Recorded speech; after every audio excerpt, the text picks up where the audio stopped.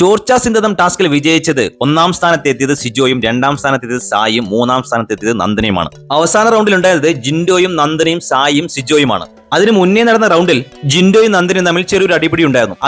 അതുകൊണ്ട് തന്നെ ജിൻഡോയും നന്ദനയും ഒരുമിച്ച് നിൽക്കണ്ട എന്ന് ബിഗ് ബോസ് പറഞ്ഞിരുന്നു. ഇത് എപ്പിസോഡിൽ കാണിച്ചില്ല, ലൈവിലാണ് ഉണ്ടായിരുന്നത്. അതേപോലെ ജിൻഡോ പറയുന്നുണ്ട്, ഞാൻ നന്ദനെ അറ്റാക്ക് ചെയ്യില്ല, നന്ദനയ്ക്ക് ഒരു പോയിന്റ് കിട്ടിക്കോട്ടെ എന്ന്. അപ്പോൾ സായി പറയുന്നുണ്ട്, അങ്ങനെ ഒന്നും കളിക്കാൻ പാടില്ല എന്ന്. പക്ഷെ ടാസ്ക് തുടങ്ങിയതും ഈ സായി ഒരു നാണംകെട്ട വൃത്തികെട്ട കളി കളിച്ചു. സായി മാത്രമല്ല, സിജോയും നന്ദനയും. പെങ്ങളുട്ടിക്ക് ഏട്ടന്മാരാണ് പോയിന്റ് കൊടുക്കണമെന്ന ഭാവത്തോടെ സിജോ ജിൻഡോയെ ഡിഫെൻഡ് ചെയ്യുകയും, സായി ആണെങ്കിൽ ജിൻഡോയുടെ ബാഗ് പൊട്ടിച്ച് ആ തെർമോക്കോളൊക്കെ പുറത്തെത്തിക്കുന്നുണ്ടായത്. നന്ദനയാണെങ്കിൽ ടാർഗറ്റ് ചെയ്യേണ്ടത്, അതായത് അറ്റാക്ക് ചെയ്യേണ്ടത് സായിയാണ്. പക്ഷെ സായിയുടെ ഒരു തുള്ളി പോലും പുറത്തു പോകാതെ സംരക്ഷിക്കുകയാണ് നന്ദന ചെയ്തത്.